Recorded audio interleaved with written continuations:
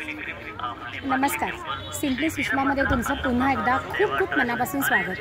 आज मी तुम्हाला घेऊन आले आहे एक रहस्यमय सुंदर सुबक कलाकुसर असलेलं असं एक मंदिर, लेपाक्षी टेम्पल। आता ते कसं यायचं, कसं तिथे काय काय आहे ते सगळं आपण आता बघणार आहोत। थोडा वेळ माझ्याबरोबर राहा। तर चला आपण त्याची सफर करूया।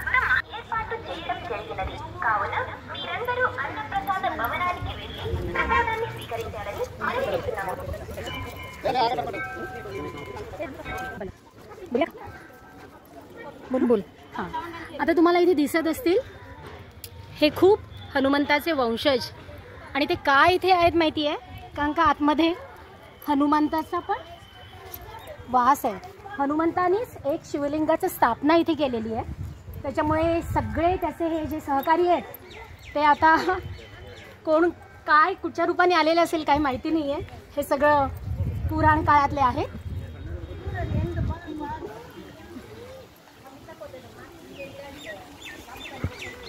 लेपाक्षी टेम्पलचं मेन गेट आहे। आपण इथून आता पुढच्या सफरीवर जाऊया। मी एक एक तुम्हाला दाखवते आहे।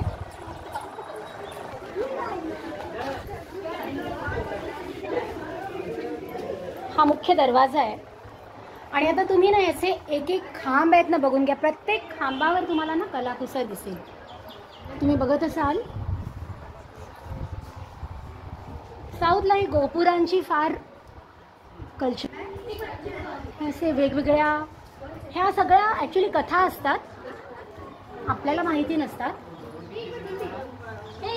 चला आपण पुढे जाऊया।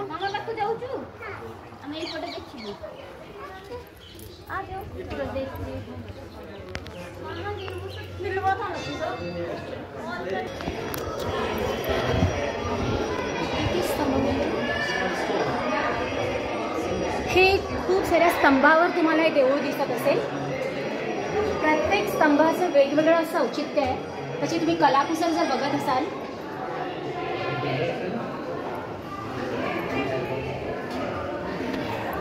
आणि तुम्ही जर मार्क करत असाल ना, तर बऱ्याच स्तंभावर ना नर्तकी वगैरे यांचं तुम्हाला दिसेल।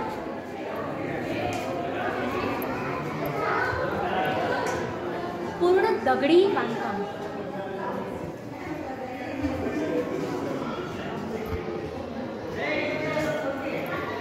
आता आपण मेन मंदिराकडे वळूया।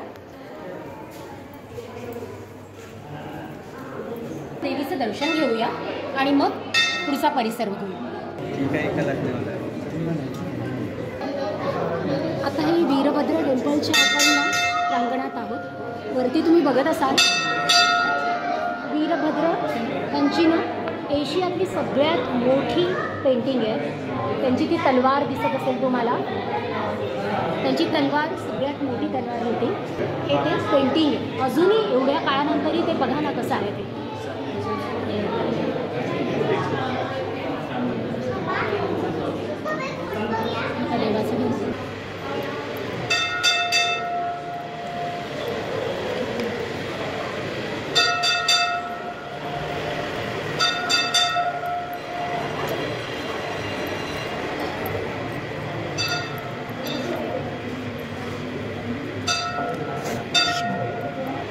बघत असाल हे रामलिंग जे रामाने बनवलेलं आहे। इथे ना जटायू पक्षाचा जो मृत्यू झाला होता त्याच्या स्मरणार्थ हे रामाने बनवलेलं आहे, कारण का त्यांनी त्यांच्यासाठी स्वतःच्या प्राणाची आहुती दिली होती सीता अपहरणच्या वेळेला। जय भद्रकाली।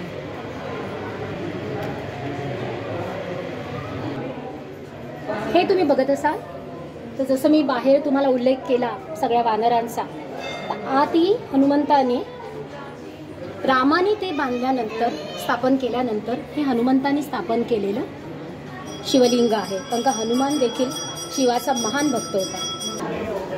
आपली आता सगळी देवदेवतांची दर्शनं घेऊन झालेली आहे। जसं मिस्टेरियस पार्ट या देवळाचा आपण बोलत होतो तो म्हणजे हा जो फ्लोटिंग स्तंभ आहे तो। आता हा ना भाग श्रद्धेचा आहे, तुम्ही किती मानताय त्याच्यावर। बरीच लोक त्याच्यातून कपडा काढून बघतात। आम्ही पण ते ट्राय केलं आहे, तो व्हिडिओ आम्ही टाकू। एका साईडला तो मला वाटतं ना थोडासा टच झालेला आहे, त्याच्यामुळे तो पूर्ण काही त्याच्यातून निघत नाही।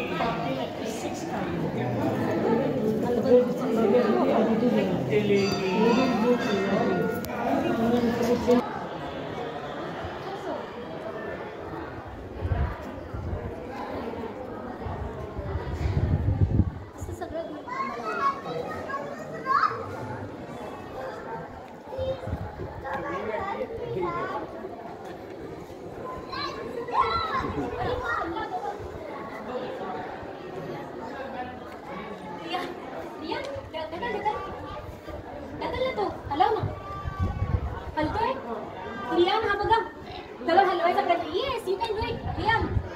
चलो चलो हल्लाय थोडासा, तुम्हाला दिसत असेल ना तर थोडासा हल्लेला येतो.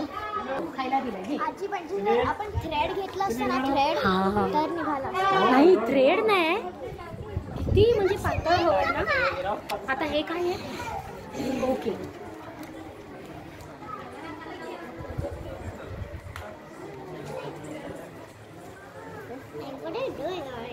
शेष नाही. आता तुम्ही इथे बघत असाल तर हे शेष नागाचं मूर्ती तुम्हाला दिसते, भव्य आणि दिव्य. आणि असं सांगण्यात आलंय की त्यावेळेच्या मूर्तिकारांनी एका तासामध्ये ही मूर्ती बनवलेली आहे. काही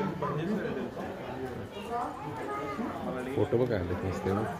हा तो त्यांचं लग्न झालेलं ते ना शिवपार्वतीचं.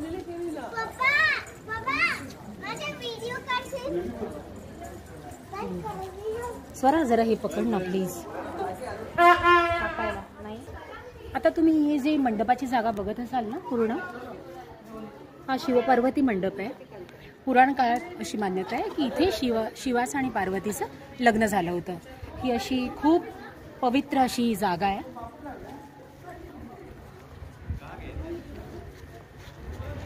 आहे की काय मग सीतेचा पाय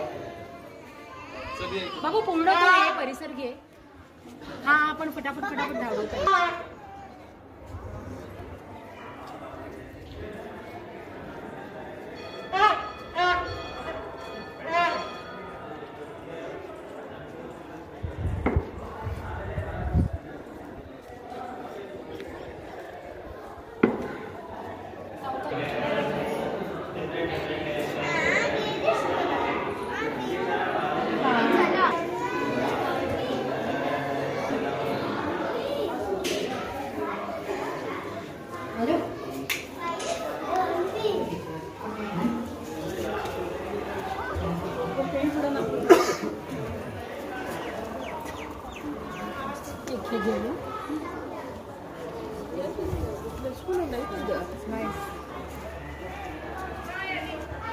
अशा तऱ्हेने आपण आतल्या सगळ्या देवदेवतांचं दर्शन घेऊन आता बाहेर आलेलो आहे. हे आवार आहे देवळाचं. त्याच्यामध्ये बघा ना ही पुरातन झाडं पण दिसत, किती मोठी मोठी झाडं आहेत ते वृक्ष.